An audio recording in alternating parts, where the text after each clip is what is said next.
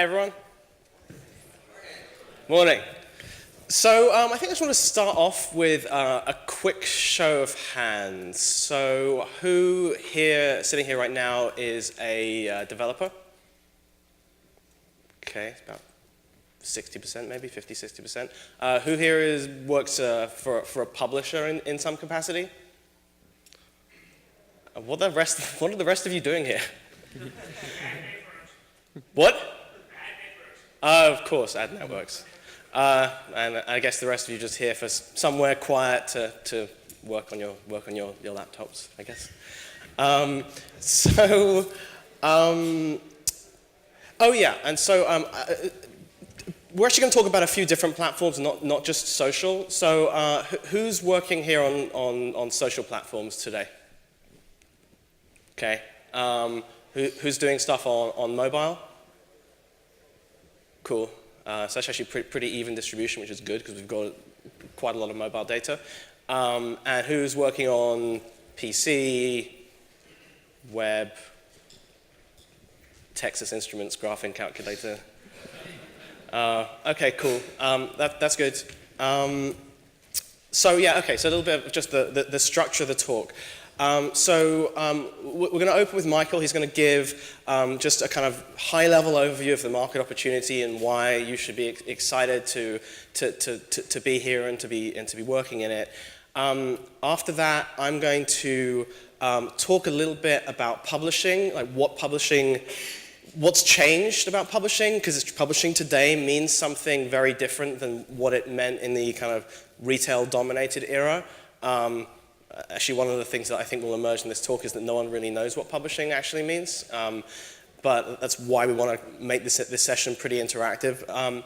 And then I'm going to share the results of a survey. So I run a community called Gaming Insiders, which is a private community of entrepreneurs and executives. We have a real mixture of developers, of publishers, and people who kind of live in the ecosystem. And so about a month ago, Michael and I put together a survey and asked the publishers a bunch of questions about what they do and what they're looking for and how much money they put to work. And so we're going to share the results of that survey with you, and then sort of close out with some basic kind of general guidelines about things that you should be thinking about when you consider, do you want to do a publishing deal? And if you do want to do a publishing deal, you know, what you should consider. And so as we go through, we really do want to leave some space for people to ask questions, because really there's no clear answer to whether you should do a publishing deal. It's very dependent on a number of different things. So we're really keen to either here or after the session, you know, to share experiences with you, and you know, because it really is going to be a lot about the specifics of your situation.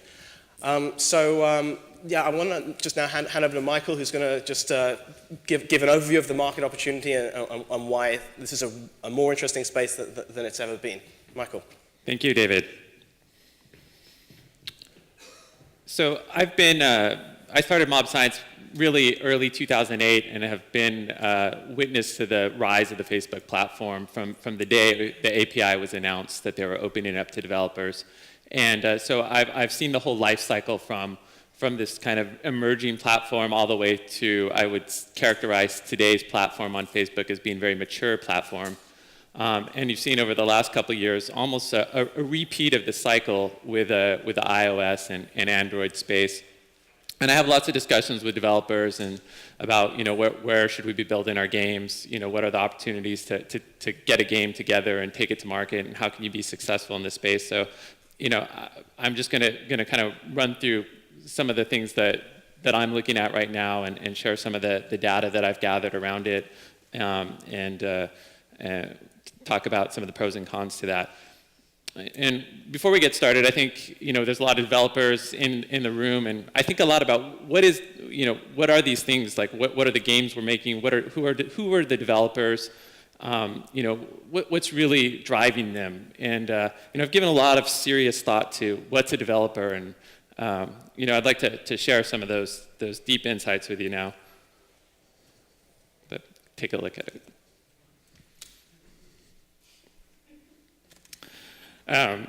So it would only be fair if we give equal treatment to the publishers.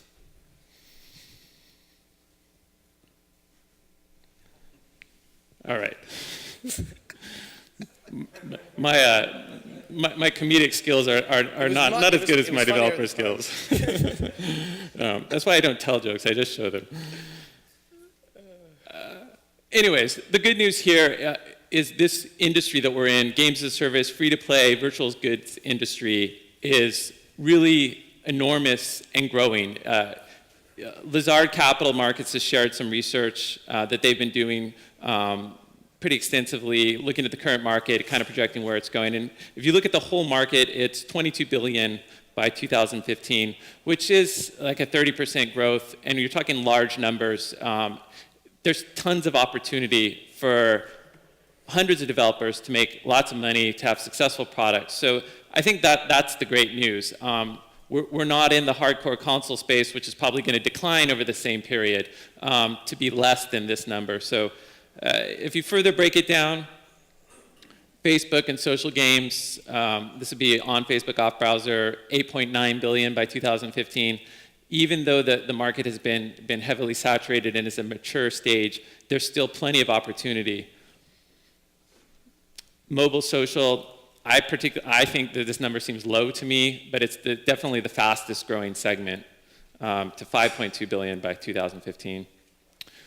So, when you take this whole market together, the environment is really crazy in that there's so many different players, there's so many different niches that you can come to. So I just want to share with you kind of a map of the kind of the casual social game market by revenue.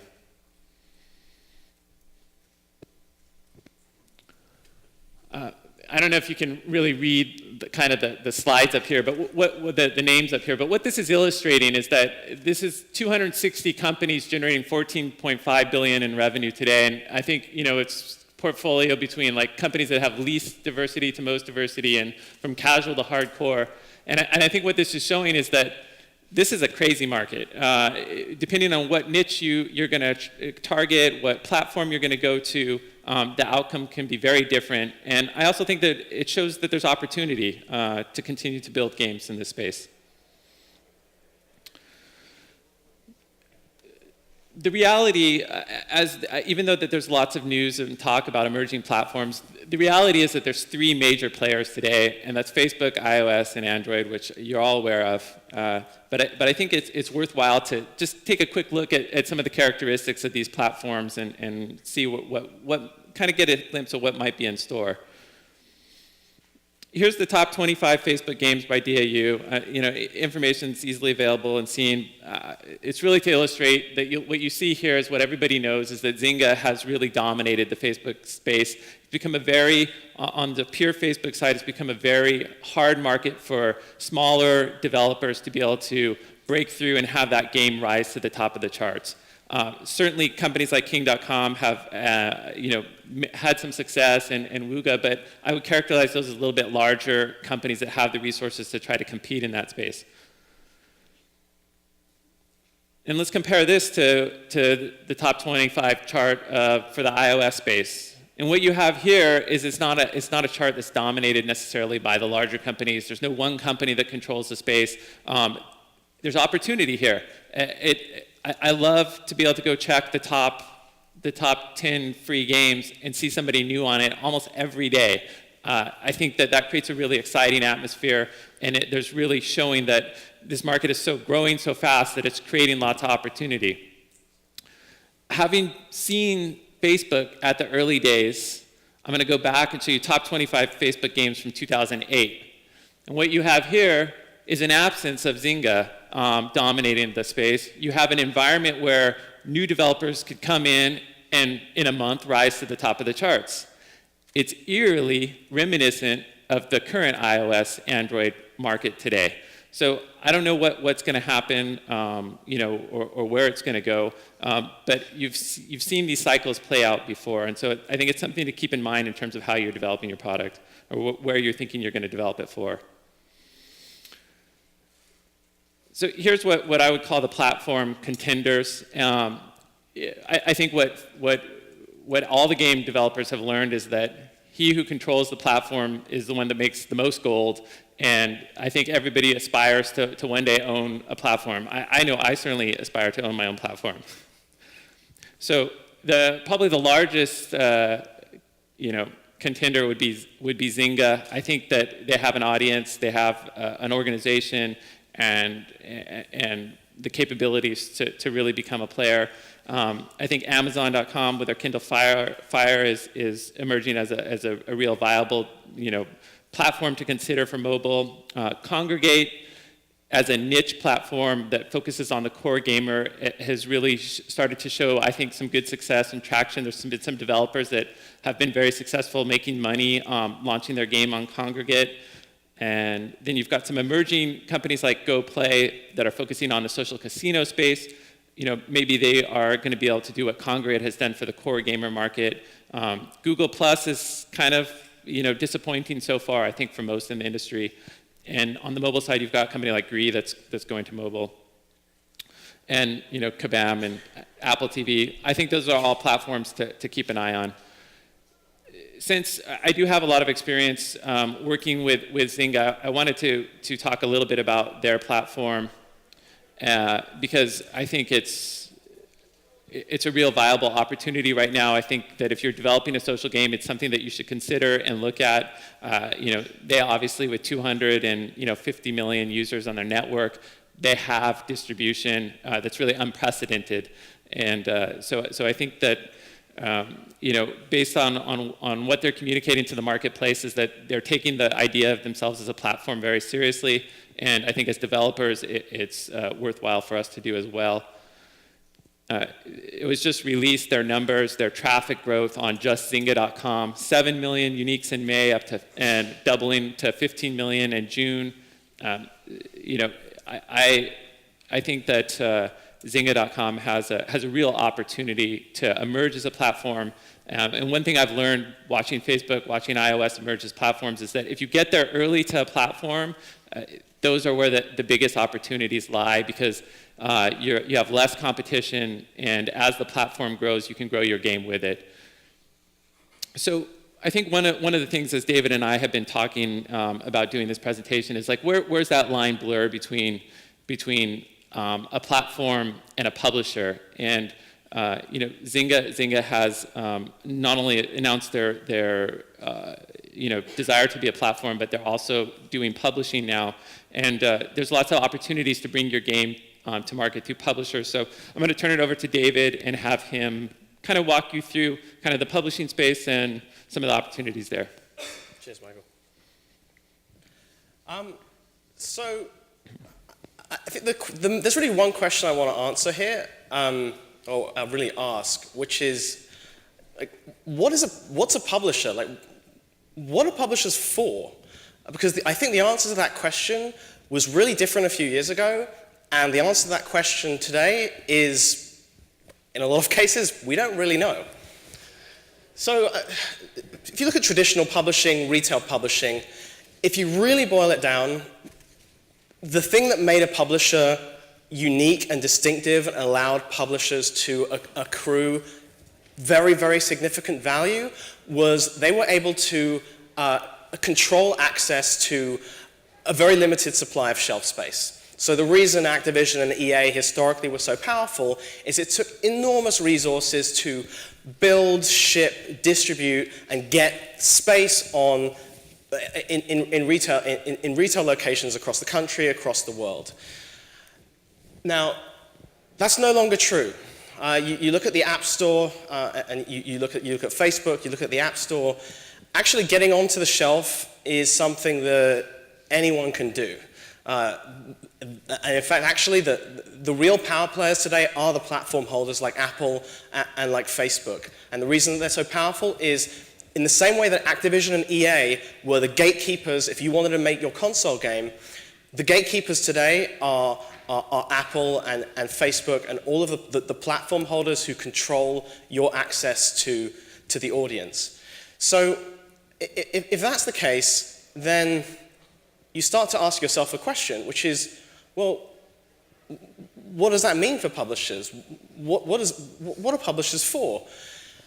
And part of the answer is the limited resource is attention, right? You can get your app into the App Store, but getting it to the top of the top 25, getting it to a place where people are actually going to see it and download it, I don't need to tell you because half of you here are developing on iOS. It's really difficult, right? No? It's really easy? Difficult. Difficult or easy? Difficult. Okay, I think it's difficult. So the good news is, and this is a fundamental difference between how things were and how things are right now, is there are a lot of ways to get attention these days that didn't exist before. And actually the most powerful of these ways, and we actually saw a little bit of it in the last talk with the example from Song Pop, is the most powerful ways of getting attention actually don't cost you anything at all. So the first is actually being featured and promoted by the platform holder. I would actually argue, like looking at your comparison between Facebook and Apple, I think actually the reason that I think Apple's a much healthier ecosystem I know we're talking about, this is the social track, but I think Facebook's a really, really, really horrible ecosystem for the most part right now. And I think one of the reasons that it's such a tough ecosystem is they've done a much worse job than Apple of curating and actively curating and ensuring interesting new content is always coming to the top, whether it's made by a large publisher like EA or by a little indie studio like Half Brick or like Rovio was, back before they became huge and were making branded tampons. So platform love, and that's why Apple's a really exciting place to be because you can get featured and it doesn't really matter who you are. But you can't bank on that, right? It's getting Apple love is a mysterious and difficult art. So the other is social distribution, which is enormously powerful. So that doesn't just mean building viral mechanics into the game itself, but it actually also means if people think your game is cool, there's a million ways for them to share that with their friends, and that's really, really important. So that's really different. And again, that begs the question, well, what do you need a publisher for? Well, publishers can spend money on user acquisition that you typically can't if you're a small developer. But I think the question is going to be, well, when you're trying to make this decision, do I want to work with a publisher? I think the way that I would approach it is I would look at this checklist and ask yourself, what of the things on this list do I need? Do I need money to finish my game? Do I need expertise that I don't have? A lot of people are not familiar with how to integrate social mechanics or how to build games for touch platforms. So is there a partner who can help you with that? Can they bring distribution, either through paid acquisition or through promotion to their own existing portfolio of titles? And then there are other things like localization and QA. So I think when you start to ask yourself the question, do I need to do a publishing deal? I think it's going to come down to making an honest assessment of how you score against each of these different things. So I want to just share with you a little bit of data. So I ran this survey across Gaming Insiders, which is the community I mentioned of developers and publishers and all kinds of people across the ecosystem. And I asked them just some really basic questions to just try and understand, well, what do you guys do? So just some basic sort of overview data. The base of people was a little bit US-centric in terms of the publishers we spoke to. So obviously a very strong focus in North America and in Europe, but we had some people like Peak Games, for example, who specialize in reaching places like the Middle East and places like that. So in terms of deal flow, like how much publishing activity is going on? Well, the trend seems to be there's a lot more publishing activity due to come than has come before. So we asked people how many games they've published in the last 12 months, and you can see there's a real shift from the left-hand side of the graph towards the right. So the people who are out there and publishing are planning to do more deals than they have been before. So good news for developers. This is just to give an overview of the platform, the number of users that our respondents had. So you can see there's a pretty strong mix across the board. So there are smaller specialized publishers who maybe only have 1 million or between 1 and 5 million users. Ranging from people who are much more at the higher end, who've aggregated very, very large audiences of tens of millions of people. So that's just to give you a sense of who we're talking about here. So in terms of services, you can see there's not a really strong focus in any one area. So publishers will do any one of these, any number of different things. So they'll provide partial funding to allow you to complete a title. They'll give you full funding, so you're coming to them much earlier, and they'll fund the entire development of the game. Some focus more on just cross-promotion and marketing and bringing you users to a game that already exists. But there's also plenty who are very hands-on and getting involved in the development of the game, providing advice and infrastructure as well in some cases. And then we also have publishers who do even more than that. So if they bring you into a new market, they'll actually help you very actively with things like localization. They'll take part in QA. They'll also in some cases do community management as well. So drilling down, so as I said, we had a lot of respondents from North American publishers.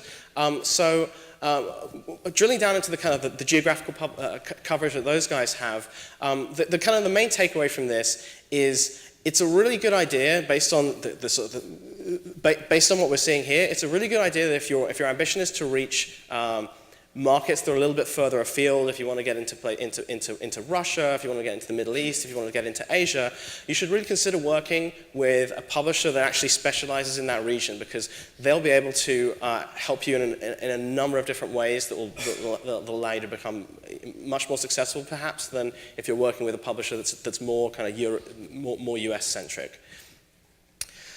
So next question we asked publishers is, well, when do you want to talk to people? What stage do you like to get involved? And there does seem to be a kind of a sweet spot here, and that sweet spot is basically you've made some progress, and that progress doesn't necessarily mean a full-on working alpha, although we have a number of publishers who did select that as a strong preference, but certainly to have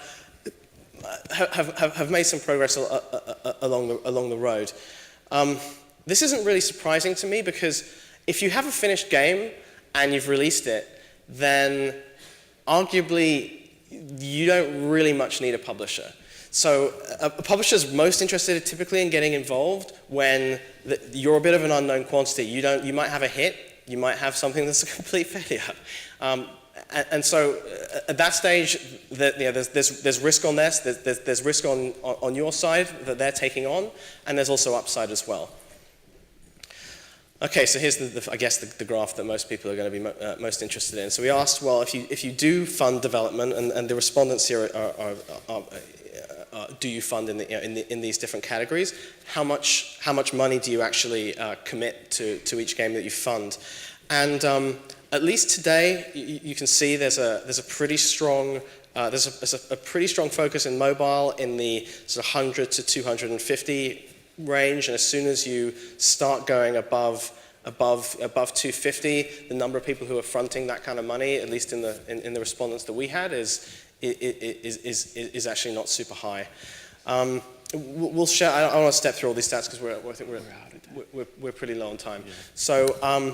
Hopefully this has given you a kind of just a brief overview of what the data is. So just wrapping up, should you go with a publisher? It really depends on the situation. And if you're going back to that checklist before, really figure out where do you stand in an honest evaluation of yourself as a developer. Where do you stand in relation to all of those things? Because if you do get into a conversation with a publisher, they're really you're certainly giving away some upside. How are we doing on time? So we're pretty much out of time. So we're both available if you want to grab us afterwards. As I say, a lot of this is really whether or not you want to do a deal and the specifics of what you should do is really going to be highly dependent on the situation. So please feel free to grab me or grab Michael afterwards, and we'll gladly answer any questions that you have. Thanks very much. Thank you.